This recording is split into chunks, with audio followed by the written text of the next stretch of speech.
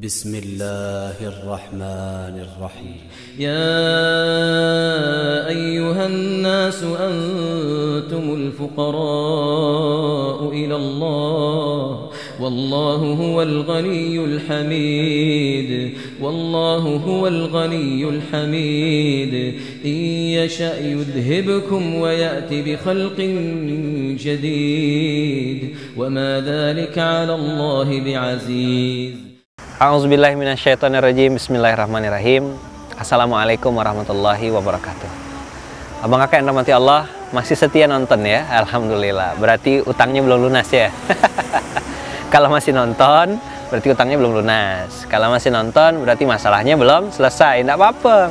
Sabar-sabar abang kakak, santai-santai saja. Nah, saya sekarang duduk di atas batu. Kemarin di video sebelumnya kita bicara tentang jangan sampai hati kita sekeras batu. Jangan sampai hati kita seperti Fir'aun. Fir'aun itu udah nengok Musa hebat, udah nengok Musa tuh bisa tongkat berubah jadi ular, masih tidak beriman. Kapan dia beriman? Udah masuk laut. Pas sudah terbelah laut, baru dia berkata, amantu bi Rabbi Musa. Saya beriman kepada Tuhannya Musa. Udah terlambat, Udah terlambat, Nah, itu panggilan Fir'aun ya. Nah, bang kakak yang dirahmati Allah, kali ini saya duduk di atas batu, tapi tidak dibelah batunya, dan tidak bisa juga saya belahnya gitu ya. Nabi Musa yang bisa belahnya. Dengan izin Allah terbelahlah batu itu, lalu berubah menjadi mata air. Nah, abang kakak yang dirahmati Allah, kali ini saya duduk di atas batu ini, background di sana ada abang kakak tulisan Gunung Sejuk. Nah, Gunung Sejuk. Gunung itu banyak pohon-pohonnya. Gunung itu sejuk sekali, banyak oksigen. Nih kita sedang ditiup angin semilir-semilir, dengarkan suara air di pantai. Masya Allah, luar biasa, enak sekali rasanya duduk di sini mentadaburi alam, menikmati episode-episode ini. Dan ini mahal abang kakak, mahal sekali, mahal. Nah, abang kakak rahmati Allah, kadang-kadang ini masih dalam bicara mindset ya, sebelum saya masuk kepada berdasi, sebelum saya masuk kepada nanti apa sih yang harus dikerjakan untuk kita terlepas dari hutang, terlepas dari penyakit, terlepas dari masalah keluarga dan masalah-masalah lainnya. Kita harus memperbaiki masalah mindset, dan saya tidak akan batasi mindset ini harus benar-benar dibetulkan gitu, karena mindset tuh kayak kemudi gitu ya. Kalau mindsetnya benar, insya Allah benar semuanya. Kalau mindsetnya salah, salah juga berikutnya. Nah, bang kakak, saya pegang sebuah daun, dan daun ini sudah jatuh dari pohonnya dengan izin Allah. Daun ini kan tidak seberapa beratnya abang kakak, ringan gitu ya, ringan sekali. Tapi kalau saya memegang daun ini, abang kakak lihat tangan saya pegang daun ini selama 1 jam. Kira-kira daun ini bertambah berat atau saya yang kesleo? Bisa jadi abang kakak, belum sampai 1 jam saya sudah kram semua tangan, sudah kaku ini saja sudah terik dan kejang. Padahal ini tidak bertambah berat daunnya. Daunnya tidak bertambah berat, daunnya tetap saja dengan porsi dan beratnya. Tapi yang membuat daun ini semakin berat dan terasa berat adalah karena saya mempertahankannya. Apa bang kakak? Karena saya mempertahankan posisinya. Nah, bang kakak yang dirahmati Allah, kadang-kadang masalah yang sedang kita hadapi itu tidak seberapa bisa jadi, tapi karena kita terlalu kuat mempertahankannya. Ini rumah saya, ini punya saya, ini barang saya, ini milik saya. Nah, itu yang akan membuat masalah itu semakin berat. Kita lupa bang kakak bahwasanya segala yang di dunia ini punya Allah, bukan punya kita. Nah, hari ini saya pengen mengajak abang kakak untuk menyadari yang pertama,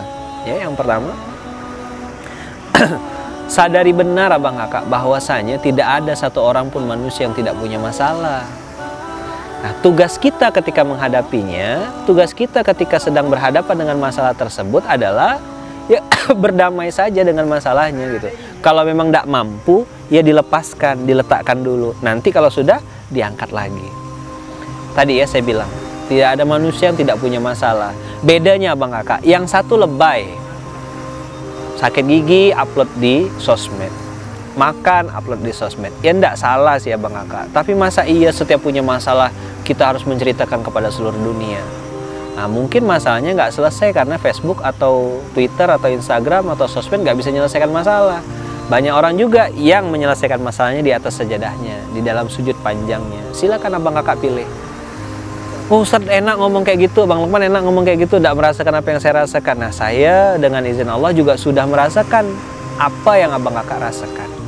Maka video ini kita buat, video ini kita tulis, kita buat ya, untuk mengajak kita semuanya untuk mentadaburi. Oh, ternyata saya tidak sendirian. Berapa hari yang lalu abang kakak, saya naik mobil dengan istri, hujan-hujan lebat. Tiba-tiba saya melihat seorang ibu-ibu pakai jilbab panjang besar gitu ya, bawa berapa kontainer donat. Hujan lebat abang kakak, dia mendorong anaknya yang di belakang tertidur di atas tumpukan tempat untuk menyimpan donat. Anak yang di depan juga berpegang di depan stang motor itu. Ibunya mendorong.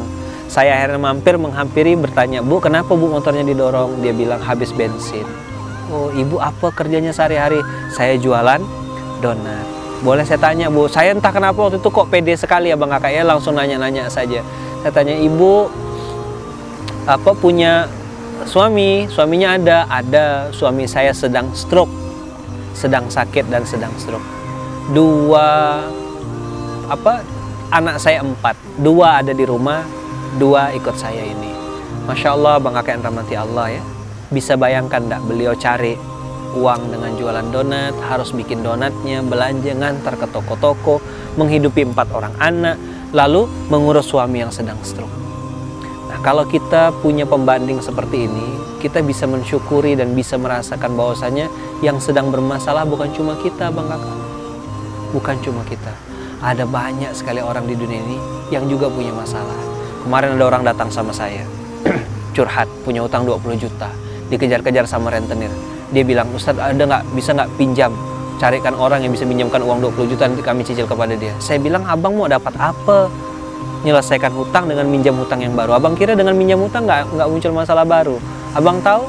Saya bilang, di kemarin berapa minggu sebelumnya ada orang yang datang sama saya hutangnya 2,5 miliar. Nah, begitu dia dengar hutang 2,5 miliar baru dia bilang, oh iya bang ya, ternyata hutang saya tidak seberapa dibanding itu. Nah, temukan pembandingnya abang kakak, temukan pembandingnya. Jangan pernah mengatakan kita yang paling bermasalah, kita yang paling sulit. Nah, tadi saya bilang banyak orang tuh masalahnya tambah besar bukan karena masalahnya bertambah, karena dia mempertahankannya selama tidak terima.